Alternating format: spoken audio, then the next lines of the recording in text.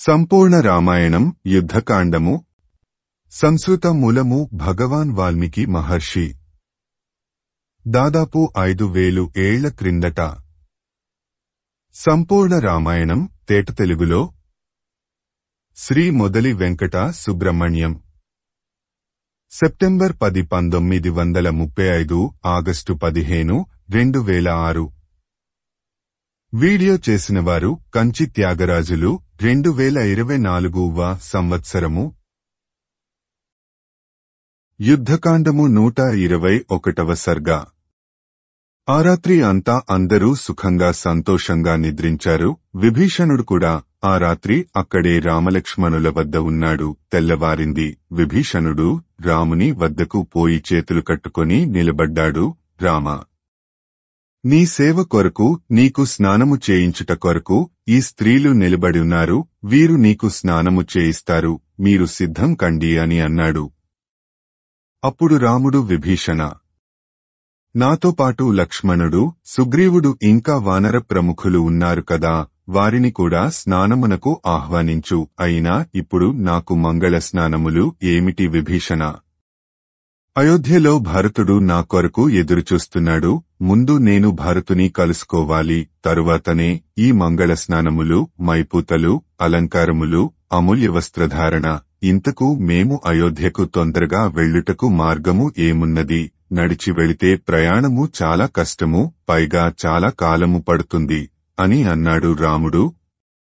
రామా, అయోధ్యకు వెళ్లడం గురించి నీవు దిగులు చెందకు. ఒక్కరోజులో మీ అందరినీ నేను అయోధ్యకు చేరుస్తాను. యక్షులకు అధిపతి కుబేరుడు నాకు, రావణునికి అన్నగారు అని తెలుసుకదా.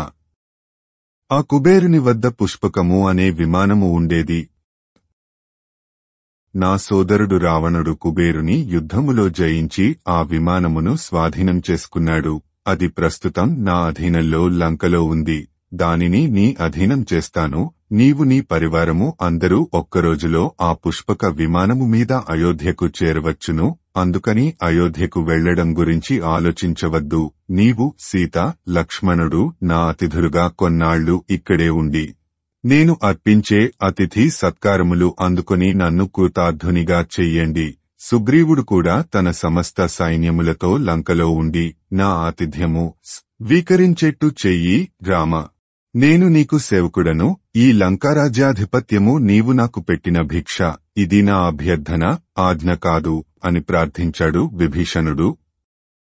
ఆ మాటలు విన్న రాముడు అందరూ వింటూ ఉండగా విభీషణునితో ఇలా అన్నాడు. విభీషణ, నీవు నాతో స్నేహం చేయడమే నాకు ఒక అతిథి సత్కారము. నీవు నాకు ఈ యుద్ధములో ఎంతో సహాయము చేశావు. నీవు లేకపోతే నేను ఈ యుద్ధము గెలిచి ఉండేవాడిని కాదు. కాబట్టి నీవు అనునిత్యము నన్ను పూజిస్తూనే ఉన్నావు, అతిథి సత్కారములు చేస్తూనే ఉన్నావు. నీ కోరికను నేను తప్పకుండా మన్నిస్తాను. కాని నా మనసు భరతుని చూడవలెనని చాలా తొందరపడుతూ ఉంది. నా తల్లులు, నా మిత్రుడు గుహుడు, నా అయోధ్య ప్రజలు నాకోసరం ఎదురుచూస్తూ ఉంటారు. కాబట్టి నన్ను త్వరగా అయోధ్యకు చేర్చు.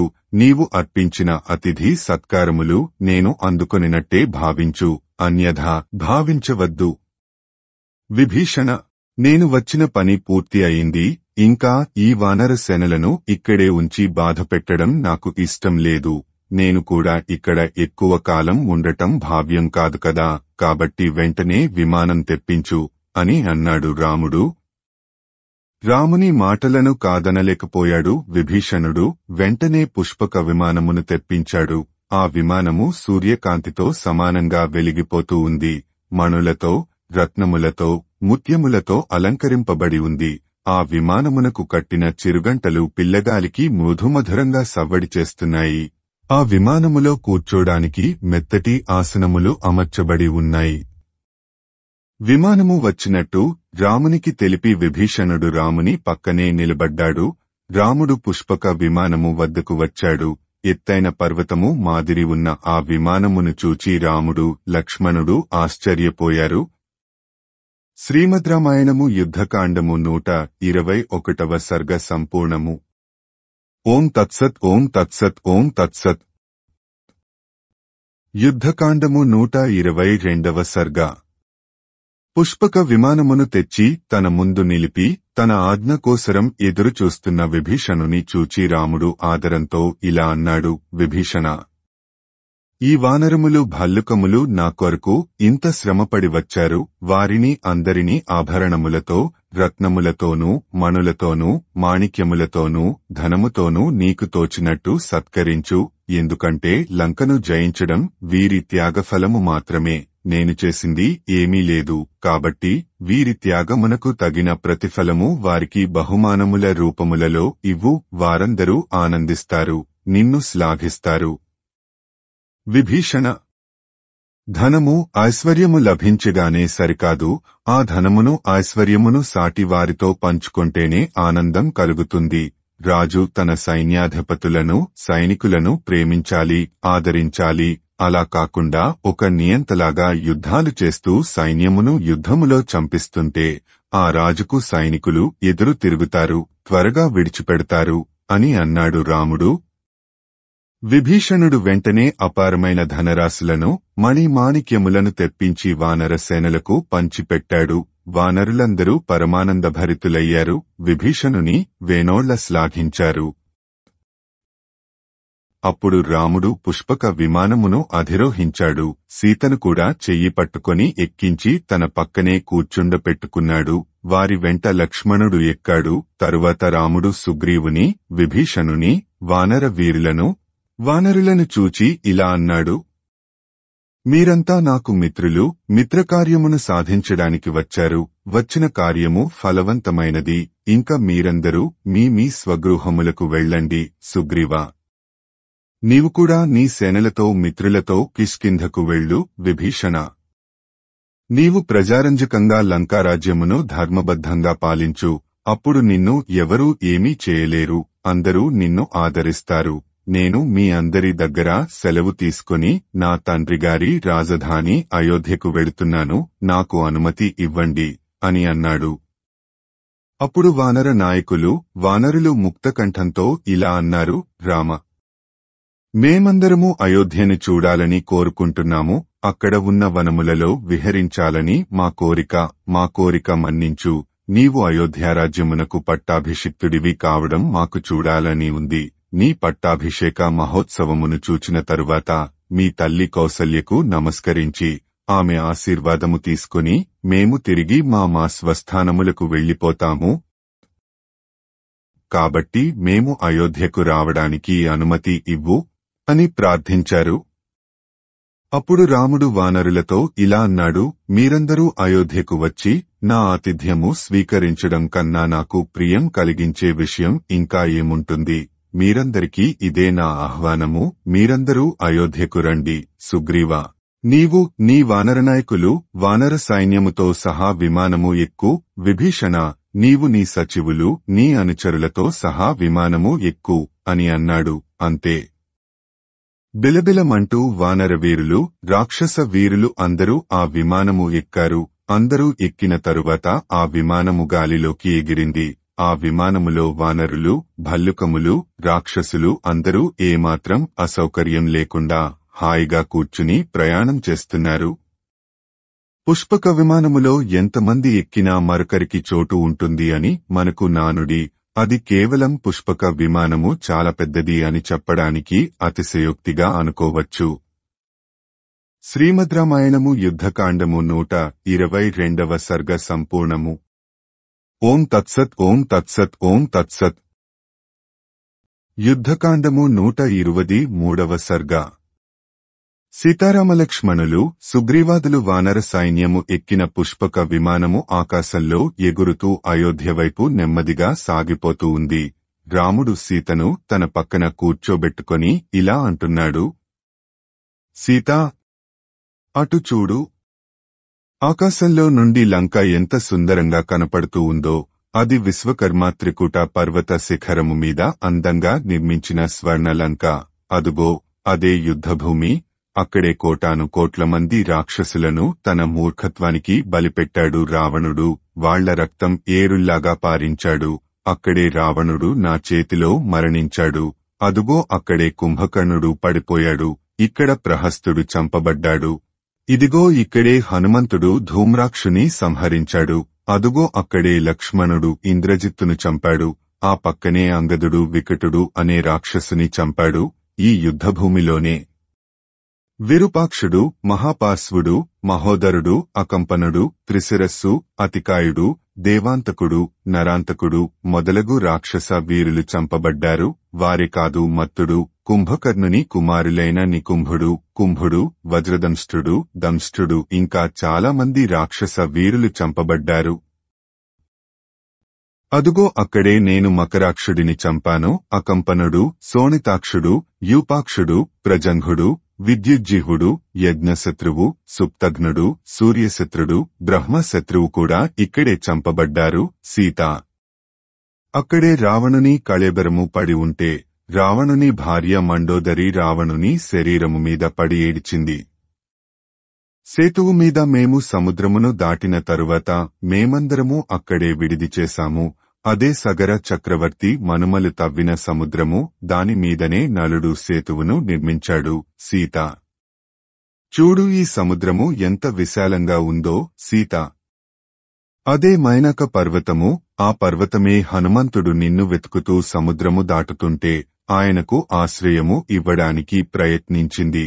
అక్కడే వానర సేన సేతువు మీదుగా సముద్రమును దాటారు. అదుగో అక్కడే విభీషణుడు నా వద్దకు వచ్చి నన్ను కలిశాడు. ఆ ప్రదేశము నుండే సేతువును కట్టడం మొదలెట్టాము. దానినే సేతుబంధము అంటారు. ప్రస్తుతము ధనుష్కోటి అనే ప్రదేశముగా చెబుతారు. అది పరమ పవిత్రమైన పుణ్యస్థలము. సీతా సీత అటు చూడు, మనము కిష్కింధకు వస్తున్నాము. ఆ కనిపించేదే కిష్కింధా నగరము. ఆ నగర పరిసరములలోనే నేను వాలిని చంపాను అని అన్నాడు రాముడు. ఆ కిష్కింధా నగరమును చూచి సీతారామునితో ఇలా అంది, మనము ఈ కిష్కింధలో ఆగి సుగ్రీవుని అంతఃపుర స్త్రీలు అయిన తార మొదలగు వారిని కలుసుకొని వారిని కూడా అయోధ్యకు తీసుకుని వెళదాము అని అన్నది. దానికి రాముడు సంతోషంగా ఒప్పుకున్నాడు. పుష్పక విమానము కిష్కింధలో ఆగింది. అప్పుడు రాముడు సుగ్రీవునితో ఇలా అన్నాడు, సుగ్రీవా, మీరు వానర నాయకులు తమ తమ భార్యలను కూడా తీసుకురండి. అందరూ కలిసి పుష్పకము ఎక్కండి, అయోధ్యకు పోదాము. సుగ్రీవా, నీ భార్యలను తీసుకురమ్మని సీత పదే పదే చెప్పింది. త్వరగా తీసుకురా అని అన్నాడు రాముడు.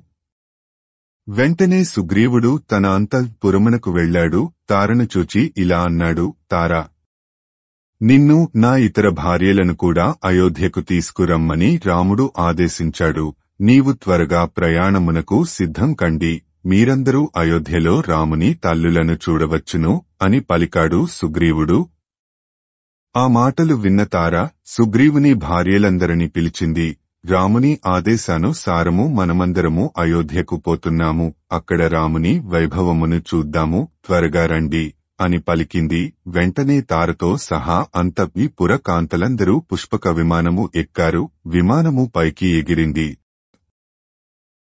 ఋష్యముఖ పర్వతము మీద ఎగురుతూ ఉంది. అప్పుడు రాముడు ఇలా అన్నాడు, సీతా, ఆ కనపడినదే ఋష్యముఖ పర్వతము. ఇక్కడే నేను సుగ్రీవుని కలుసుకున్నాను. మాకు మైత్రీ బంధము ఇక్కడే జరిగింది. అదే పంపానదీ తీరము. ఇక్కడ కనపడే సుందర దృశ్యములను చూచి నేను నిన్ను తలచుకుంటూ ఎంతగానో విలపించాను. ఈ పంపాతీరమున ఉన్నదే శబరి ఆశ్రమము. అక్కడే నేను శబరిని కలుసుకున్నాను. అదుగో అక్కడే నేను కబంధుని చంపాను. అతడే నన్ను సుగ్రీవుని కలుసుకోమని చెప్పాడు. సీతా, మనం జనస్థానమునకు వచ్చాము. నిన్ను వెతుకుకుంటూ వస్తుంటే ఇక్కడే మేము జటాయువును కలుసుకున్నాము. నీకోసరము జటాయువు తన ప్రాణాలు అర్పించింది ఇక్కడే. అదుగో పర్ణశాల. అక్కడే నిన్ను రావణుడు నేను లేని సమయములో అపహరించాడు. నీకు తెలుసు కదా. నేను అక్కడే కదా తిశిరస్సును, ఖరుడిని, దూషణుడిని, వారి సైన్యమును హతమార్చింది. మనం గోదావరి తీరంలో పోతున్నాము. అదుగో అదే అగస్త్యుని ఆశ్రమము. ఆ పక్కదే సుతీక్షుని ఆశ్రమము. అదే శరభంగాశ్రమము. ఇక్కడికే ఆనాడు దేవేంద్రుడు వచ్చాడు. అటు చూడు, ఆ ఆశ్రమ ప్రాంతములలో మునులు అటు ఇటు తిరుగుతున్నారు. ఇప్పుడు మనము విరాధుడిని చంపిన ప్రదేశమునకు వచ్చాము. ఇక్కడే అత్రి మహాముని ఆశ్రమము ఉంది. ఇక్కడే నువ్వు అనసూయను చూచావు. ఇప్పుడు మనము చిత్రకూట పర్వత ప్రాంతమును చేరుకున్నాము. ఇక్కడే నన్ను భరతుడు తిరిగి రాజ్యభారము వహించమని వేడుకున్నాడు. సీత: అదే యమునా నది ఒడ్డున ఉన్న భరద్వాజుని ఆశ్రమము. అది దాటగానే కనిపించేది పరమ పవిత్రమైన గంగానది. ఆ గంగానది తీరమున ఉన్నదే గుహుడు పరిపాలించే శృంగిభేరపురము. అదే సరయూ నది. అయోధ్య నగరము పక్క నుండి ప్రవహించే సరయూ నది. సీత: చూడు, మనము అయోధ్యకు వచ్చాము. అదే అయోధ్య. నమస్కరించు. ఇదే మా తండ్రిగారు దశరథుడు పరిపాలించిన అయోధ్యానగరము అని అన్నాడు రాముడు. రాముడు ఆ మాటలు అనగానే విభీషణుడు, సుగ్రీవుడు, వానరులు, రాక్షసులు బిలా బిలా పైకి లేచారు. అందరూ ఆకాశం నుండి అయోధ్య నగర సౌందర్యములను కనులారా చూస్తున్నారు. తెల్లని మేడల వరుసలు, విశాలమైన రాజవీధులు, ఏనుగులు, గుర్రములు అటూ ఇటూ తిరుగుతుంటే ఇంద్రుని రాజధాని అమరావతి వలె శోభిల్లుతున్న అయోధ్యానగరమును అందరూ పుష్పక విమానము నుండి చూచారు. శ్రీమద్ రామాయణము యుద్ధకాండము 123వ సర్గ సంపూర్ణము. ఓం తత్సత్. ఓం తత్సత్. ఓం తత్సత్. యుద్ధకాండము 124వ సర్గ. రాముడు వెంటనే అయోధ్యలో దిగలేదు. విమానమును భరద్వాజుని ఆశ్రమ పరిసరములలో దింపించాడు. 14 సంవత్సరముల తరువాత పంచమీ తిథి యందు రాముడు భరద్వాజ ఆశ్రమములో అడుగుపెట్టాడు. భరద్వాజమునికి నమస్కరించాడు. ఆయన ఆశీర్వాదములను అందుకున్నాడు. మునీంద్ర, తమరు క్షేమమే కదా? అయోధ్యలో అందరూ క్షేమమే కదా? భరతుడు, శత్రుఘ్నుడు, మా తల్లులు కౌసల్య, సుమిత్ర, కైకేయి క్షేమంగా ఉన్నారా? భరతుడు పరిపాలన చక్కగా సాగిస్తున్నాడా అని అడిగాడు. రాముడు అడిగిన ప్రశ్నలకు భరద్వాజుడు ఈ విధంగా సమాధానం చెప్పాడు. రామ, భరతుడు నీకోసరమే కళ్లలో వత్తులు వేసుకుని ఎదురుచూస్తున్నాడు. పాదుకలను సింహాసనము మీద పెట్టి నీ బదులు రాజ్యపాలన సాగిస్తున్నాడు. అంతఃపురములో అందరూ క్షేమంగా ఉన్నారు. రామ, నీ తండ్రి మాట ప్రకారము నీవు సీత, లక్ష్మణులతో సహా అరణ్యములకు వెళుతుంటే నాకు చాలా జాలి కలిగింది. కాని ఇప్పుడు నీవు రాక్షస సంహారము చేసి విజయుడవై వచ్చిన తరువాత అపరిమితమైన ఆనందం కలిగింది. నీవు జనస్థానములో ఉండగా రాక్షసులను చంపడం, నీ భార్య సీతను రాక్షసుడు అపహరించడం తెలిసి చాలా బాధపడ్డాను. మారీచుడు మాయాలేడి రూపంలో నిన్ను దూరంగా తీసుకుని వెళితే నీ భార్య సీతను రాక్షసరాజు అపహరించడం, లంకకు తీసుకుని వెళ్లడం, నీవు కబంధుని చూడటం, సుగ్రీవునితో స్నేహం చేయడం, వాలిని వధించడం, సీత కోసరం వానరులు వెళ్లడం, హనుమంతుడు సీతను చూడటం, లంకను కాల్చడం, నీవు లంకకు పోయి రావణుని సంహరించడం, ఇవన్నీ నేను నా తపోబలముతో తెలుసుకున్నాను. అయోధ్య నుండి వచ్చే నా శిష్యులు నాకు అయోధ్యలో వార్తలు ఎప్పటికప్పుడు తెలియబరుస్తుంటారు. నీవు ఈరోజు ఇక్కడే ఉండి రేపు అయోధ్యకు వెళ్ళు. ఈ సమయంలో ఏదైనా వరము కోరుకో అని అన్నాడు భరద్వాజుడు. ఓ మహాముని, మీరు చెప్పినట్టు ఈరోజు ఇక్కడే ఉంటాను. ఇక్కడి నుండి అయోధ్య వరకు ఉండే రహదారుల వెంట ఉన్న వృక్షములు అన్ని ఋతువులలోనూ ఫలపుష్పములతో, తేనెపట్టులతో కళకళలాడుతూ ఉండే వరమును ప్రసాదించండి అని అడిగాడు. భరద్వాజుడు రాముని కోరికను మన్నించాడు. భరద్వాజుని అనుగ్రహంతో అయోధ్య నుండి భరద్వాజ ఆశ్రమమునకు మధ్య ఉన్న 3 యోజనముల దూరములో కల వృక్షములు అన్ని ఫలములతో, పుష్పములతో కళకళలాడాయి. తేనెలు కురుస్తున్నాయి. రాముడు తనతో వచ్చిన వానరులను దృష్టిలో పెట్టుకుని ఆ వరం అడిగాడు. వెంటనే వానరములు అన్నీ ఆ వృక్షములకు కాసిన కాయలను, పండ్లను, తేనె పట్టులను తృప్తిగా అరగించారు. శ్రీమద్ రామాయణము యుద్ధకాండము 124వ సర్గ సంపూర్ణము. ఓం తత్సత్. ఓం తత్సత్. ఓం తత్సత్. యుద్ధకాండము 125వ సర్గ. రాముడు అయోధ్య దరిదాపులకు చేరుకున్నాడు. ఇప్పుడు ఏం చెయ్యాలి, భరతునికి ఈ వార్త ఎలా తెలపాలి అని ఆలోచించాడు. హనుమంతుని పిలిచాడు. అతనితో ఇలా అన్నాడు. హనుమా, నీవు ఇక్కడి నుండి శృంగబెరపురము వెళ్ళు. అక్కడ నా మిత్రుడు గుహుడు అనే నిషాదులకు రాజు ఉన్నాడు. అతని క్షేమములు అడుగు, అతనికి నా రాక గురించి చెప్పు, నేను క్షేమంగా ఉన్నానని గుహునికి తెలియజెయ్యి. అతడు నీకు అయోధ్యకు వెళ్లే మార్గము గురించి, భరతుడు ఉన్న ప్రదేశము గురించి చెప్పగలడు. తరువాత అక్కడి నుండి అయోధ్యకు వెళ్ళు, అయోధ్యలో ఉన్న వారి క్షేమములను అడుగు. అక్కడి నుండి నీవు భరతుని వద్దకు వెళ్ళు, భరతునికి నా క్షేమము గురించి, సీతాలక్ష్మణుల క్షేమము గురించి చెప్పు. నేను నా తండ్రి మాట ప్రకారము 14 ఏళ్లు అరణ్యవాసమును పూర్తి చేసుకుని అయోధ్య చేరుకున్నాను అని చెప్పు.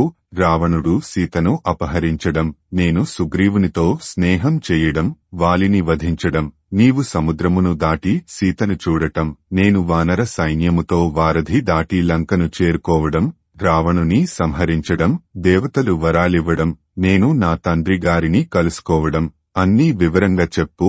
నేను విభీషణునితోనూ సుగ్రీవునితోనూ కలిసి అయోధ్యకు వచ్చినట్టు చెప్పు. రాముడు శత్రు సంహారము చేసి విజయుడై తన మిత్రులతో సహా అయోధ్యకు వచ్చాడని చెప్పు. నీవు ఈ మాటలు చెబుతూ ఉంటే భరతుని ముఖకడవళికలు గమనించు. నా గురించి భరతుడు మనసులో ఏమనుకుంటున్నాడో అతని చూపులు బట్టి, ముఖములో మారే రంగులను బట్టి, భరతుని మాటలను బట్టి తెలుసుకో. ఎందుకంటే రాజ్యము ఎవరికీ అక్కరలేదు. ఏనుగులు, గుర్రములు వంశపారంపర్యంగా వచ్చే రాజ్యము, రాజభోగములు ఎవరికీ ఇష్టం ఉండదు చెప్పు. రాజ్యాధికారము ఎంతటి వారినైనా ప్రలోభ పెడుతుంది, మనసు మారేట్టు చేస్తుంది. నా ప్రతినిధిగా భరతుడు రాజ్యం చేసిన 14 ఏళ్లపాటు భరతుడు అయోధ్యను పాలించాడు, అన్ని భోగాలు అనుభవించాడు. ఇంక మీదట కూడా తానే రాజ్యము పాలించవలెను అని అనుకోవచ్చు. భరతునికి ఆ కోరికే ఉంటే భరతునే అయోధ్యను పాలించమని చెప్పు. కాబట్టి భరతుని మనసులోని ఆలోచనలను తెలుసుకొని రా. అప్పుడు నేను అయోధ్యకు రావాలా లేక మరలా అయోధ్యను వదిలి వెళ్లాలా అనే విషయం నిర్ణయించుకుంటాను. కాబట్టి త్వరగా ఈ విషయం తెలుసుకొని రా అని అన్నాడు రాముడు. ఇక్కడ కూడా రాముడు ఒక సామాన్య మానవునిలా ప్రవర్తించాడు. భరతుని సత్యనిష్టనే శంకించాడు, కాని రాజనీతిని పాటించాడు. కైక కోరిన వరాలు 2: 1 భరతునికి అయోధ్య రాజ్య పట్టాభిషేకము, 2 రామునికి 14 ఏళ్లు వనవాసము. వనవాసము తరువాత రాముడు వచ్చి అడిగితే భరతుడు తిరిగి రాజ్యము ఇవ్వాలని ఆ ఒప్పందంలో లేదు. కాబట్టి రాముడు 14 ఏళ్ల తరువాత వచ్చి అడిగినా భరతుడు రామునికి రాజ్యం ఇవ్వనవసరం లేదు. ఇవ్వకపోతే ఊరుకోవడమో యుద్ధం చేయడమో రెండే మార్గాలు. అంతేకాకుండా ఆనాటి ధర్మం ప్రకారం 14 ఏళ్లపాటు ఎవరైనా తమ ఆస్తిని, రాజ్యాన్ని అన్యాక్రాంతం చేసి చూస్తూ ఊరుకుంటే ఆ తరువాత ఆ ఆస్తి మీద, రాజ్యం మీద హక్కు కోల్పోతాడు. అది ద్వాపరంలో 12 ఏళ్లు, కలియుగంలో 12 ఏళ్లుగా ఉంది. లిమిటేషన్ యాక్టులో పొందుపరచబడిన రూల్ ఆఫ్ అడ్వర్స్ పొసెషన్. ఇవన్నీ తెలిసిన రాముడు మర్యాదపూర్వకంగా రాజనీతిని పాటించాడు. ముందు హనుమంతుని ద్వారా తాను తండ్రి మాట ప్రకారము 14 ఏళ్ల వనవాసము పూర్తి చేసుకుని వచ్చినట్టు తెలియపరిచాడు. ఇదే పద్ధతిని పాండవులు కూడా పాటించారు. అరణ్యజ్ఞాత వాసములు పూర్తి చేసుకుని వచ్చిన తరువాత ద్రుపద పురోహితుని రాయబారిగా పంపారు. తరువాత కృష్ణుడు రాయబారానికి వెళ్లాడు. కాకపోతే రామాయణంలో భరతుడు అనుకున్న మాట ప్రకారం రాజ్యం రామునికి ఇచ్చాడు. సుయోధనుడు యుద్ధం చేసి మరణించాడు. ఇంతే తేడా. ఆ ప్రకారంగా రాముని వద్ద నుండి ఆజ్ఞలను పొందిన హనుమంతుడు మనుష్య రూపంలో బయలుదేరాడు. ముందు గంగా తీరంలో ఉన్న శృంగభేర పురరాజు గుహుని వద్దకు వెళ్లాడు. రాముని క్షేమములు తెలిపి రాముడు భరద్వాజ ఆశ్రమంలో ఉన్నాడని తెలిసాడు. పంచమినాడు ఆశ్రమములో ఉండి మరునాడు బయలుదేరి వస్తున్నాడు అని కూడా చెప్పాడు. తరువాత హనుమంతుడు అక్కడి నుండి బయలుదేరి భరతుడు నివసిస్తున్న నందిగ్రామమునకు చేరుకున్నాడు. నందిగ్రామము అయోధ్య నగరానికి క్రోసెడు దూరంలో ఉంది. అక్కడ భరతుడు మునివృత్తిలో ఉన్నాడు. నారచీరలు ధరించాడు. రాముని అరణ్యవాస క్లేశమును తాను కూడా అనుభవిస్తున్నాడా అన్నట్టు బాగా కృశించిపోయాడు. జడలు కట్టిన వెంట్రుకలతో కేవలం ఫలములను మాత్రమే ఆహారంగా తీసుకుంటూ, ఇంద్రియములను అదుపులో ఉంచుకుంటూ, తాపస ధర్మమును స్వీకరించి, రామపాదుకలను సింహాసనము మీద ఉంచి, రామునికి మారుగా అయోధ్య రాజ్యమును పాలించుచున్న భరతుని చూచాడు హనుమంతుడు. రాజుతో పాటే సేవకులు అన్నట్టు భరతుని మంత్రులు, సేనాధిపతులు, రాజోద్యోగులు కూడా కాషాయములు ధరించి ఉన్నారు. వారితో పాటే అయోధ్య పౌరులు కూడా భోగములకు దూరంగా ఉంటూ నారుచీరలు ధరించి ఉండటం చూచాడు హనుమంతుడు. భరతుని సమీపించిన హనుమంతుడు భరతునికి నమస్కరించి ఇలా పలికాడు. మహారాజా, దండకారణ్యములో నారుచీరలు ధరించి వనవాసము చేయుచున్న ఏ రాముని గురించి నీవు కూడా నారుచీరలు ధరించి మునివృత్తి నవలంబించావో ఆ రాముడు వనవాస కాలమును పూర్తి చేసుకుని భరద్వాజుని ఆశ్రమములో ఉన్నాడు. రేపు ఇక్కడకు రాగలడు. రాముడు నీ క్షేమమును విచారించమని నన్ను పంపాడు. భరత, నీ శోకమును మునివృత్తిని విడిచిపెట్టు. రేపే రాముడు ఇక్కడకు వస్తున్నాడు. 14 ఏళ్ల తరువాత రాముని నీవు కలుసుకోబోతున్నావు. రాముడు రాక్షస సంహారం చేసి తన మిత్రులతో సహా వస్తున్నాడు. సీతాదేవి, లక్ష్మణులతో సహా వస్తున్నాడు అని పలికాడు హనుమంతుడు. ఒక్కసారిగా అంతటి సంతోషకరమైన వార్త విన్న భరతుడు పట్టుతప్పి నేలమీద పడిపోయాడు. ఆనంద భాష్పాలు భరతుని కళ్ల నుండి జాలువారుతున్నాయి. ఆనందంతో భరతుని ముఖం వెలిగిపోతూ ఉంది. హర్షాతిరేకంతో మూర్ఛపోయాడు. క్షణకాలంలో మూర్ఛ నుండి తేరుకున్నాడు. ఆనందంతో హనుమంతుని గట్టిగా కౌగలించుకున్నాడు. తన కళ్ల నుండి కారుతున్న ఆనంద భాష్పాలతో హనుమంతుని తడిపేశాడు.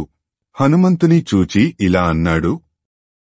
మహాత్మా, నీవు మనుష్యుడవా లేక మానుష రూపంలో ఉన్న దేవతా మూర్తివా? నాకు ఇంతటి ప్రియమైన వార్త చెప్పిన నీకు ఏమి ఇవ్వగలను?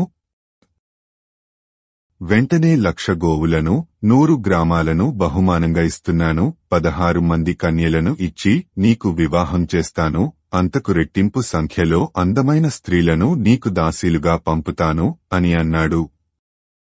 రాముడు వస్తున్నాడు అనే సంతోషంలో భరతుడు మునిగిపోయాడు. శ్రీమద్ రామాయణము యుద్ధకాండము 125వ సర్గ సంపూర్ణము. ఓం తత్సత్. ఓం తత్సత్. ఓం తత్సత్. యుద్ధకాండము 126వ సర్గ. రాముడు వస్తున్నాడు అన్న వార్త విన్న భరతుడు ఆనందాన్ని పట్టలేకపోతున్నాడు. హనుమంతునితో ఇలా అంటున్నాడు. మహానుభావ, చాలా కాలము కిందట అడవులకు వెళ్లిన నా రాముని గురించి సంతోషకరమైన వార్తలు వింటున్నాను. మానవుడు జీవించి ఉంటే ఏనాటికైనా మంచి వార్తలు వింటాడు అన్న ఆర్యోక్తి నిజం అయింది. రాముడు వానరుల సాయంతో రావణుని జయించాడు అన్నావు కదా. మానవుడైన రామునికి వానరులకు మైత్రి ఎలా ఏర్పడింది? నాకు వివరంగా తెలపండి అని అడిగాడు భరతుడు. అప్పుడు హనుమంతుడు భరతునితో ఇలా చెప్పసాగాడు. మహారాజా, నీ తల్లి వరములు కోరినప్పటి నుండి ఆ వరముల ప్రకారము రాముడు అడవులకు వెళ్లడం వరకు నీకు తెలుసు కదా. నీవు అన్నగారి పాదుకలను తీసుకుని అయోధ్యకు వచ్చావు. తరువాత కథ చెబుతాను విను.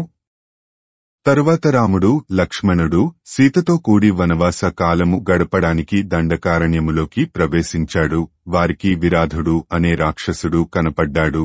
రాముడు, లక్ష్మణుడు ఆ విరాధుని చంపి పూడ్చిపెట్టారు. తరువాత శరభంగా మహాముని ఆశ్రమమునకు వెళ్లారు. తరువాత జనస్థానము చేరుకున్నారు. అక్కడ శూర్పణఖ అనే రాక్షస స్త్రీ రామలక్ష్మణులను మోహించి సీతను భక్షించబోగా లక్ష్మణుడు ఆమె ముక్కు చెవులు కోశాడు. ఆమె ఏడుస్తూ వెళ్లిపోయింది. ఆమె సోదరులు ఖరదూషణులు 14,000 మంది రాక్షసులతో రాముని మీదికి యుద్ధానికి వచ్చారు. వారినందరినీ రాముడు సంహరించాడు. తన వారందరినీ కోల్పోయిన శూర్పణఖ లంకాధీశుడైన తన అన్న రావణుని వద్దకు పోయి జరిగిన సంగతి చెప్పి సీతను అపహరించి పగతీర్చుకొమ్మని ప్రోత్సహించింది. రావణుడు మారీచుడు అనే రాక్షసుని మాయాలేడి రూపంలో సీత వద్దకు పంపాడు. ఆ లేడీ తనకు కావాలని సీత కోరడంతో రాముడు ఆ లేడిని తరుముకుంటూ వెళ్లాడు. తరువాత లక్ష్మణుడు వెళ్లాడు. ఆశ్రమంలో ఒంటరిగా ఉన్న సీతను రావణుడు సన్యాసి వేషంలో అపహరించాడు. రావణుడు సీతను లంకానగరమునకు తీసుకుని వెళ్లాడు. తన మందిరములో ఉంచాడు. తనను వరించమని బతిమాలుకున్నాడు. సీత రావణునికి లొంగలేదు. తరువాత ఆమెను అశోకవనములో ఉంచాడు. అక్కడ రాముడు, లక్ష్మణుడు మాయాలేడి రూపంలో ఉన్న మారీచుని చంపి ఆశ్రమానికి వచ్చారు. సీత కనపడలేదు. సీతను వెతుకుతుంటే వారికి రావణుని చేతిలో మరణించిన జటాయువు కనిపించాడు. తరువాత రామలక్ష్మణులు గోదావరి తీరం అంతా సీత కోసరం వెతికారు. అలా వెతుకుతూ ఉంటే వారికి కబంధుడు అనే రాక్షసుడు కనిపించాడు. అతడు చెప్పిన ప్రకారము రామలక్ష్మణులు ఋష్యముఖ పర్వతము మీద ఉన్న సుగ్రీవుని కలుసుకున్నారు. ఇద్దరి మధ్య గాఢమైన స్నేహం కలిగింది. వారి మధ్య జరిగిన ఒప్పందం ప్రకారం రాముడు సుగ్రీవుని అన్నవాలిని చంపి సుగ్రీవుని భార్య రుమను అతని వద్దకు వచ్చేట్టు చేశాడు. అలాగే సుగ్రీవుని కిష్కింధకు రాజును చేశాడు. దానికి బదులుగా సుగ్రీవుడు తన అధీనంలో ఉన్న 10 కోట్ల మంది వానరులను నలుదిక్కులకు పంపి సీత కోసరం వెతికించాడు. దక్షిణ దిక్కుగా వెళ్లిన వానరులలో నేను ఒకడిని. నా పేరు హనుమంతుడు. మేము సీతను వెతుకుతూ వెడుతుండగా సంపాతి అనే జటాయువు సోదరుడు మాకు రావణుని గురించి చెప్పాడు. నేను 100 యోజనముల దూరం ఉన్న సముద్రమును దాటి లంకలో ప్రవేశించి అశోకవనంలో రాక్షస స్త్రీల మధ్య ఉన్న సీతను చూచాను. రాముడు గుర్తుగా ఇచ్చిన ఉంగరమును ఆమెకు ఇచ్చాను. ఆమె కూడా నాకు తాను ధరించిన చూడామణిని ఆనవాలుగా ఇచ్చింది. నేను ఆ చూడామణిని తెచ్చి రామునికి ఇచ్చాను. సీతను చూచాను అని తెలియజేశాను. రాముడు ఎంతో సంతోషించాడు. లంక మీదికి దండెత్తడానికి నిర్ణయించుకున్నాడు. రాముడు సుగ్రీవునితో సహా 1,000 కోట్ల మంది వానరులతో అందరం దక్షిణ సముద్ర తీరం చేరుకున్నాము. సముద్రమునకు అడ్డంగా సేతువును నిర్మించాము. ఆ సేతువు మీదుగా సముద్రమును దాటి లంకలో ప్రవేశించాము. వానరులకు రాక్షసులకు ఘోరయుద్ధం జరిగింది. ఆ యుద్ధంలో రాముడు రావణుని, కుంభకర్ణుని, ఇంద్రజిత్తును చంపాడు. తరువాత దేవతలందరూ వచ్చి రాముని శ్లాఘించి వరాలు ఇచ్చారు.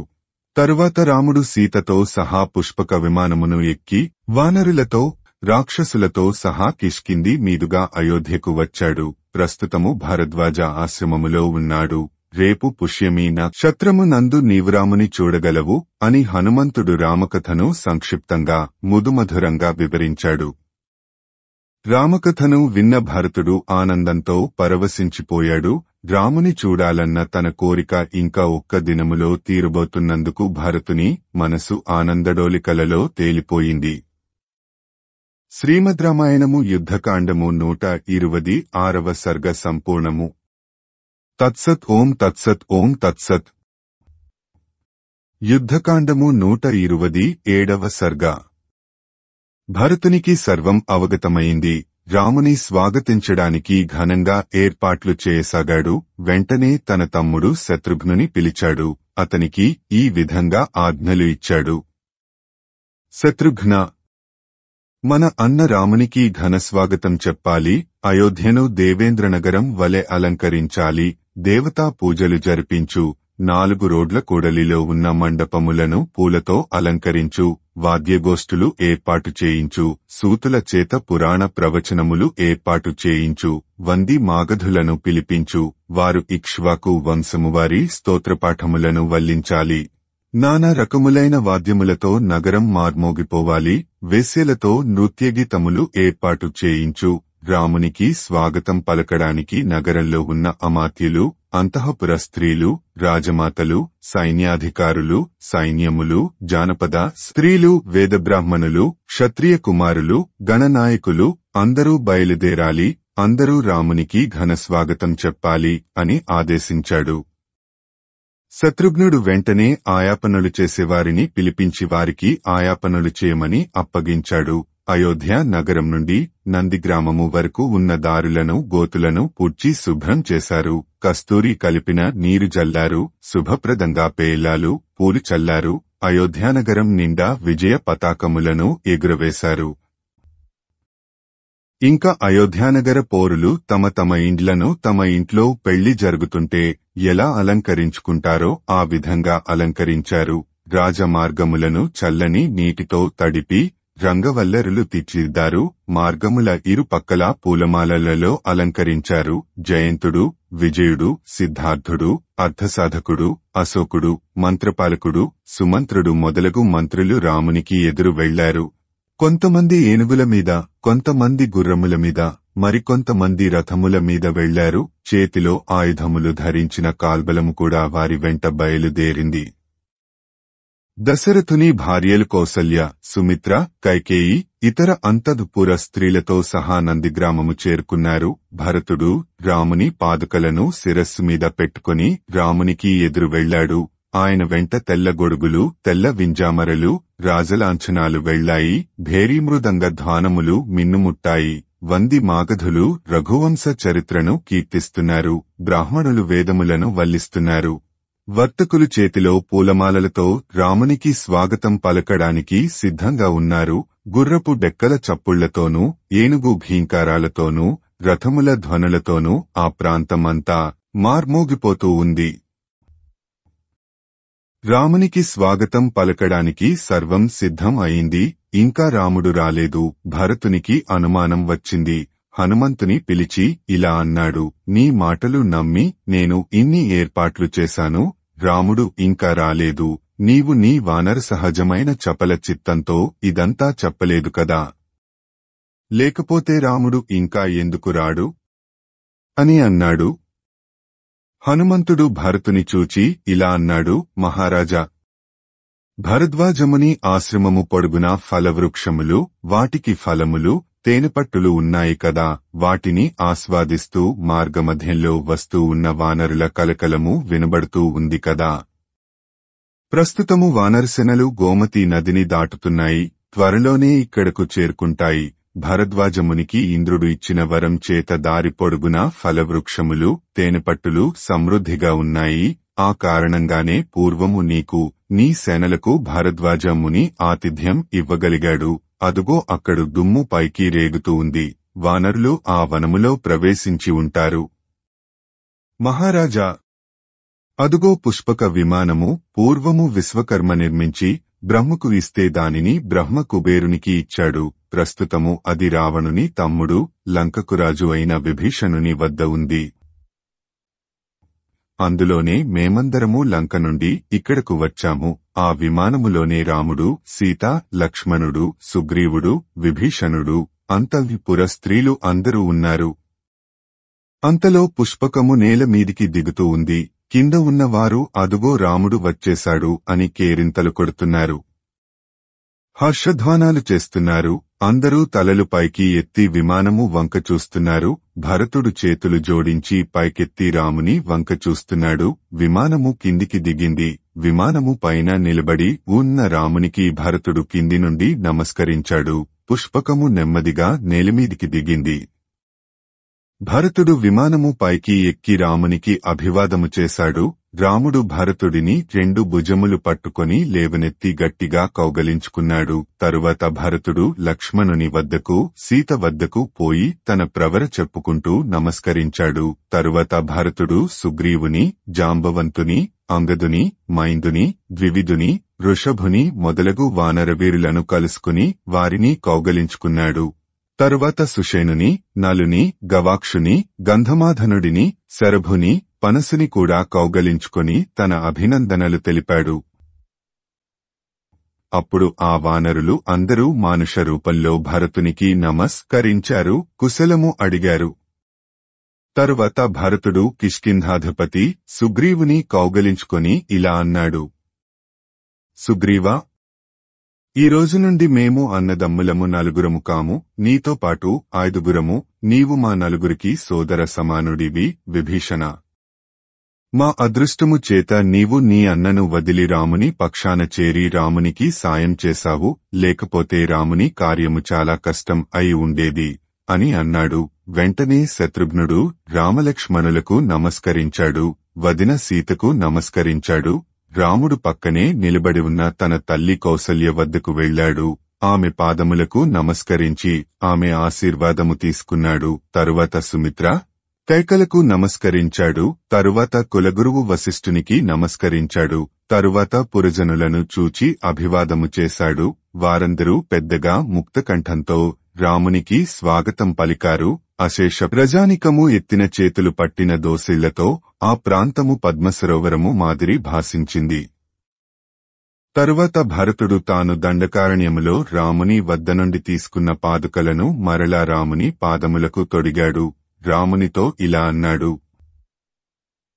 రామా, ఆనాడు నేను నీ వద్ద నుండి నీ పాదుకలను తీసుకున్నాను. మరలా ఈనాడు నీ రాజ్యమును, నీ పాదుకలను నీకే భక్తితో సమర్పిస్తున్నాను. నీవు అయోధ్యకు తిరిగి వచ్చి అయోధ్యను పరిపాలించవలెనని కోరుతున్నాను. నీ రాజ్యము నీకు అప్పగించి నా జన్మ చరితార్థము చేసుకున్నాను. నీవు నాకు రాజ్యము అప్పగించిన తరువాత ఈ 14 ఏళ్లలో కోశాగారమును, గృహములను, సైన్యమును 10 పెంచాను అని రాజ్యమును రామునికి అప్పగించాడు భరతుడు. తరువాత రాముడు పుష్పక విమానమును భరతుని ఆశ్రమమునకు పోనిచ్చాడు. విమానము భరతుని ఆశ్రమము చేరుకుంది. రాముడు, సీత, లక్ష్మణుడు, భరతుడు, శత్రుఘ్నుడు, వానర ప్రముఖులు, వానర సైన్యము అంతా విమానము దిగారు. తరువాత రాముడు పుష్పక విమానమునకు నమస్కరించి, ఓ విమానమా, నీవు కుబేరునికి చెందిన దానవు, తిరిగి నీవు నీ అధిపతి కుబేరుని వద్దకు పో అని ఆదేశించాడు. రాముని ఆదేశము ప్రకారము ఆ పుష్పక విమానము తన పూర్వపు యజమాని కుబేరుని వద్దకు ఎగిరిపోయింది. తరువాత రాముడు తన కులగురువు వశిష్ఠుని పాదములకు భక్తితో నమస్కరించాడు. అందరితో పాటు ఆసీనుడయ్యాడు రాముడు. శ్రీమద్ రామాయణము యుద్ధకాండము 127వ సర్గ సంపూర్ణము. ఓం తత్సత్. ఓం తత్సత్. ఓం తత్సత్. యుద్ధకాండము 128వ సర్గ. 4 అన్నదమ్ములు, 3 తల్లులు, కులగురువు వశిష్ఠుడు ఆసీనులయ్యారు. ముందుగా భరతుడు లేచి రామునికి నమస్కరించి ఇలా అన్నాడు: రామా, 14 ఏళ్ల కిందట మా తల్లిగారి మాట మన్నించి నాకు ఈ రాజ్యము అప్పగించావు. ఆనాడు నీవు నాకు ఇచ్చిన రాజ్యమును 14 ఏళ్ల తరువాత తిరిగి నీకే అప్పగిస్తున్నాను. నీతో పోలిస్తే నేను లేగదూడను. నీ వంటి బలము కలిగిన వృషభము మోయగలిగిన ఈ రాజ్యభారమును నా వంటి లేగదూడ మోయలేదు. పుత్రసంతానము లేని మన తండ్రిగారు తన రాజ్యమునకు ఉత్తరాధికారి కోసరము యజ్ఞయాగములు చేసి 4 పుత్రులను కన్నాడు. అందులో పెద్దవాడివైన నీవు ఈ అయోధ్యకు ఉత్తరాధికారివి. ఆ ఫలితమును చూడకుండానే మన తండ్రిగారు పరమపదించారు. ఆయన కోరికను నీవు తీర్చకపోతే ఆయన పడ్డ శ్రమకు ఫలితం దక్కదు. మామిడి మొక్కను తెచ్చి పాతి పోషించి అది పెద్దదై ఫలములు ఇవ్వకపోతే ఎలా ఉంటుందో అలాగే నీవు రాజ్యము చేయకపోతే అలా ఉంటుంది. మన తండ్రిగారి కోరిక నెరవేరదు.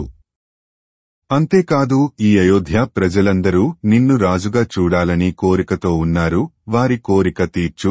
ఆకాశములో సూర్యచంద్రులు, జ్యోతిశ్చక్రము ఉన్నంతకాలము నీవు ఈ భూమిని పాలించాలి. కాబట్టి రామా, ఈ రోజుకు విశ్రాంతి తీసుకో. రేపే నీ పట్టాభిషేకము, పొద్దుటే మంగళ స్నానము ఆచరించాలి. అందుకని తొందరగా నిద్రకు ఉపక్రమించు. రేపు ఉదయం మంగళవాద్యములతో, వందిమాగధుల కైవారములతో నిద్రలేదువుగాని అని అన్నాడు భరతుడు. భరతుని మాట మన్నించాడు రాముడు. మరునాడు ఉదయం రాముడు క్షురకర్మ చేయించుకున్నాడు. ముందుగా భరతుడు మంగళ స్నానము చేశాడు. తరువాత రాముని చేత మంగళ స్నానం చేయించారు. ఒంటికి చందనాదులు పులిమారు. రాముని పుష్పమాలలతో అలంకరించారు. విలువైన వస్త్రములను రాముని చేత ధరింపజేశారు. శత్రుఘ్నుడు దగ్గర ఉండి రామునికి, లక్ష్మణునికి అలంకరణలు చేయించాడు. అంతఃపురములో అత్తగార్లు 3 సీతకు మంగళ స్నానం చేయించి జగన్మోహనంగా అలంకరించారు. తరువాత కౌసల్య వానర వీరుల భార్యలందరికీ మంచి మంచి వస్త్రములు, ఆభరణములు ఇచ్చి అలంకరింపజేసింది. తరువాత శత్రుఘ్నుడు రథమును తీసుకుని వచ్చాడు. ఆ రథమునకు సుమంత్రుడు సారథిగా ఉన్నాడు. రాముడు ఆ రథమును ఎక్కాడు. రామునితో పాటు సుగ్రీవుడు, విభీషణుడు, అంగదుడు కూడా స్నానపానాదులు గావించి అలంకరించుకుని వెళ్లారు. సుగ్రీవుని భార్యలు సీతతో కలిసి అయోధ్యానగరము చూడవలెనని వెళ్లారు. అక్కడ అయోధ్యలో మంత్రులందరూ వశిష్ఠుని కలిసి పట్టాభిషేకమునకు చేయవలసిన ఏర్పాట్లు గురించి ఆలోచిస్తున్నారు. మంత్రులైన అశోకుడు, విజయుడు, సిద్ధార్థుడు నగరములో చేయవలసిన పనులు గురించి ఆలోచిస్తున్నారు. రామ పట్టాభిషేకము అత్యంత వైభవంగా చేయవలెనని నిర్ణయించారు. తరువాత మంత్రులందరూ రాముని కలుసుకోవడానికి రాముని వద్దకు బయలుదేరారు. రాముడు కూడా రథమునెక్కి అయోధ్యకు బయలుదేరాడు. భరతుడు రథం నడుపుతున్నాడు. శత్రుఘ్నుడు రామునికి గొడుగు పట్టాడు. లక్ష్మణుడు రాముని పక్కన నిలబడి వింజామరలు వీస్తున్నాడు. లంకాధీసుడు, రాక్షసరాజు విభీషణుడు మరొక పక్క నిలబడి రామునికి వింజామర వీస్తున్నాడు. ఆకాశంలో దేవతలు, ఋషులు నిలబడి రాముని ఆశీర్వదిస్తున్నారు.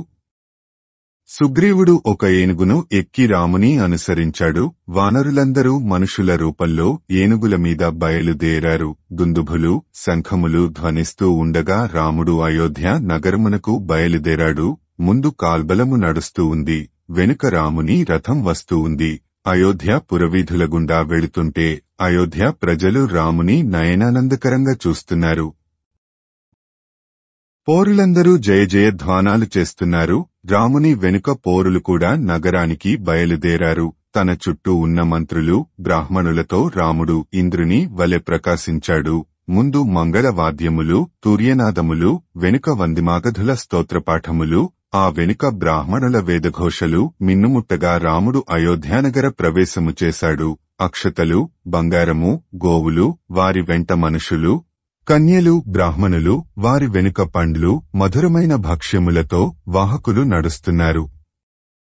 రాముడు తన మంత్రులతో, సుగ్రీవునితో తన స్నేహము గురించి, హనుమంతుడు చేసిన సాహస కృత్యముల గురించి విపులంగా చెప్పాడు. వానరుల మహత్కార్యములను, సాహస కృత్యములను విని అయోధ్యావాసులు ఆశ్చర్యపోయారు. రాముడు తనకు విభీషణునికి జరిగిన మైత్రి గురించి, విభీషణుడు తనకు చేసిన సాయము గురించి కూడా చెప్పాడు. అలా అన్ని విషయములను ముచ్చటించుకుంటూ రాముడు అయోధ్యానగరములోకి ప్రవేశించాడు. ముందుగా రాముడు తన తండ్రి దశరథుడు నివసించిన మందిరమును చేరుకున్నాడు. భరతునితో ఇలా అన్నాడు: భరతా, నా నివాసమును సుగ్రీవుడు ఉండటానికి విడిదిగా ఇవ్వు అని అన్నాడు.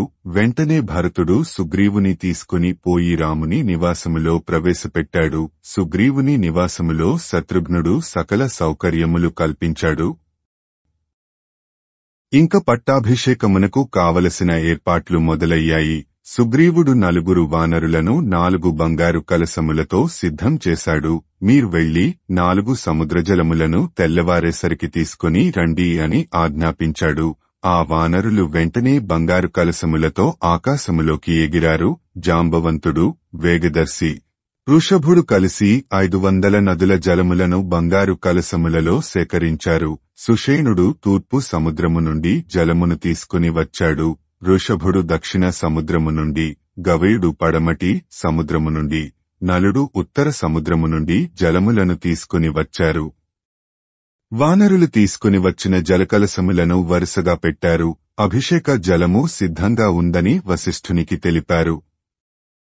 అప్పుడు వశిష్ఠుడు సీతారాములను రత్నములు పొదిగిన పీఠము మీద కూర్చోపెట్టాడు. వశిష్ఠుడు, వామదేవుడు, జాబాలి, కాశ్యపుడు, కాత్యాయనుడు, సుయజ్ఞుడు, గౌతముడు, విజయుడు అనే 8 మంది మునులు రామునికి సముద్ర జలములు, నది జలములతో అభిషేకము చేశారు. ముందుగా ఋతిక్కుల చేత, తరువాత కన్యల చేత, మంత్రుల చేత, యోధుల చేత, దేవతల చేత, లోకపాలకుల చేత అభిషేకము చేయించారు.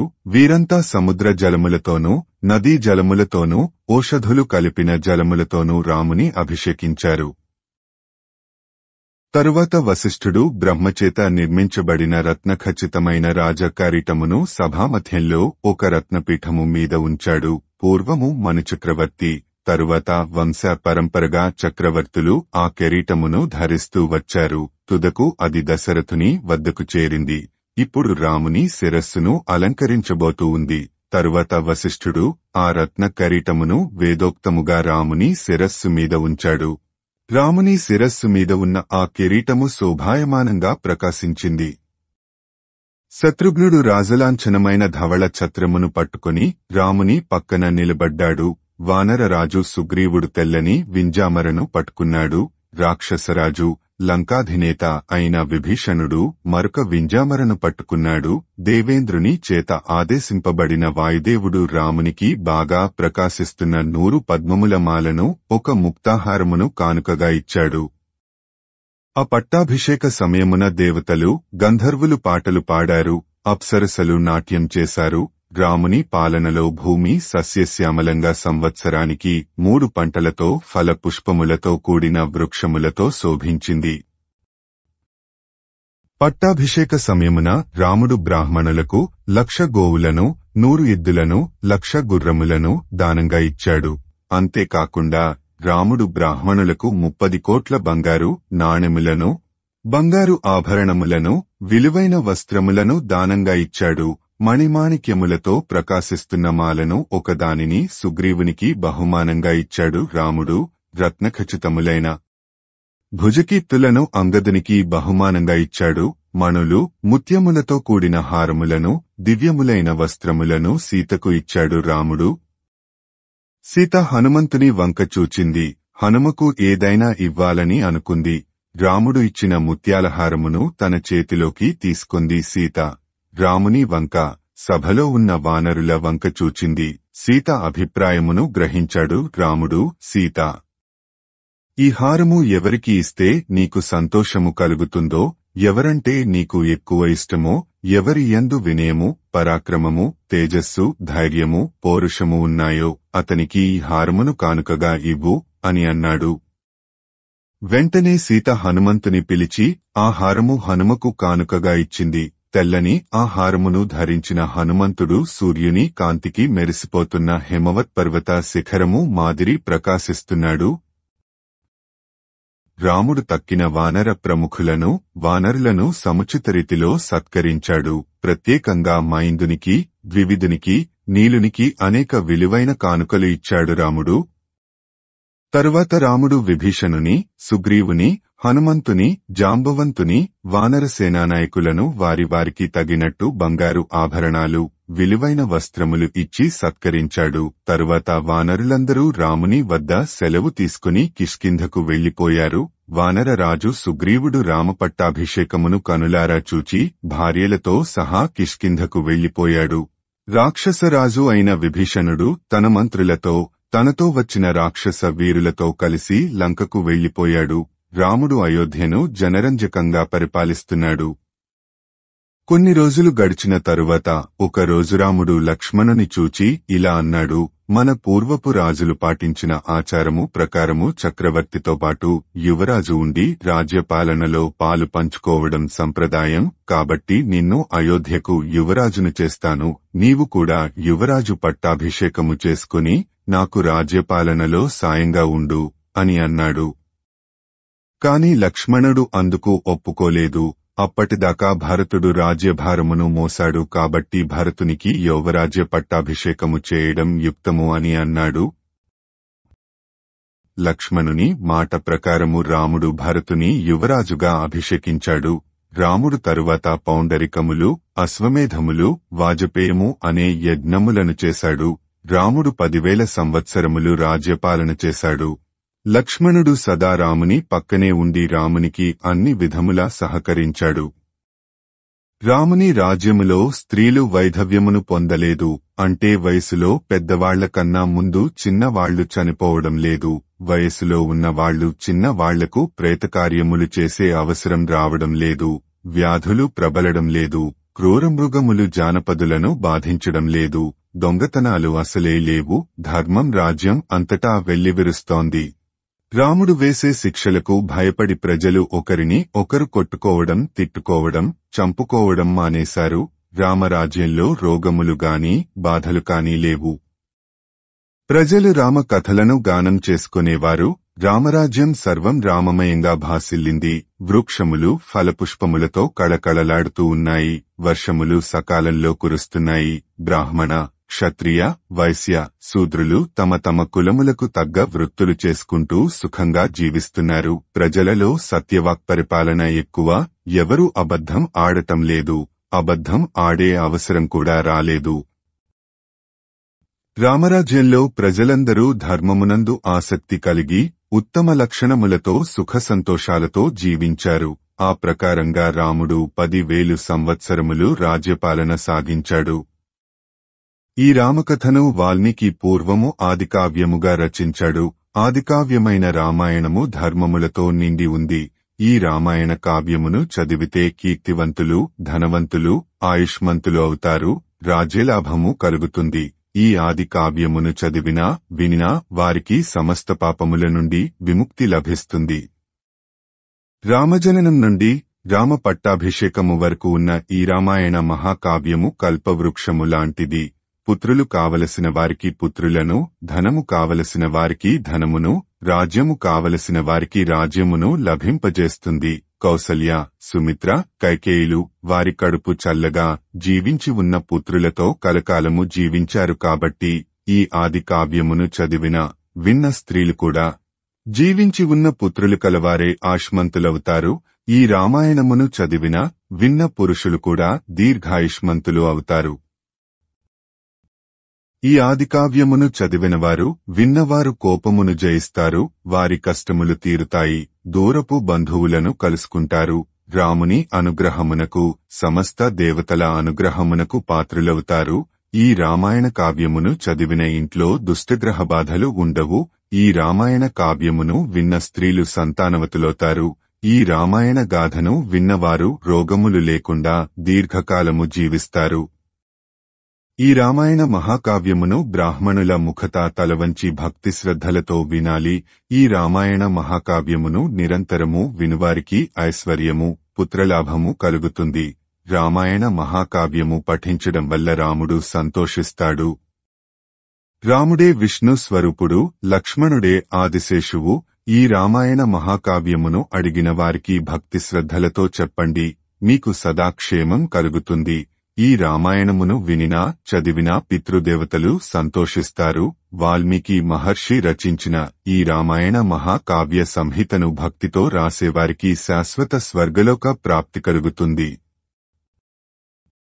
ఈ మహాకావ్యమును చదివిన వారికి, భక్తి శ్రద్ధలతో నియమపూర్వకంగా విన్నవారికి కుటుంబం వృద్ధి చెందుతుంది. ధన, ధాన్యములు వృద్ధి చెందుతాయి.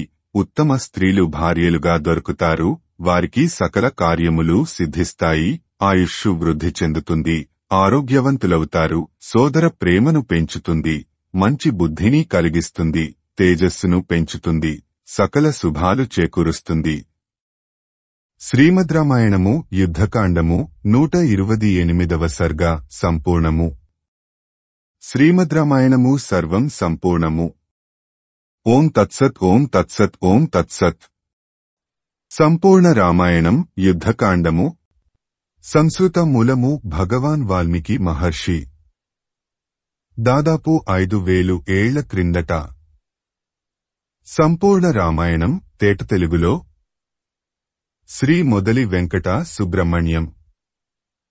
September 10, 1935, August 15, 2006. వీడియో చేసినవారు కంచి త్యాగరాజులు. 2024వ సంవత్సరము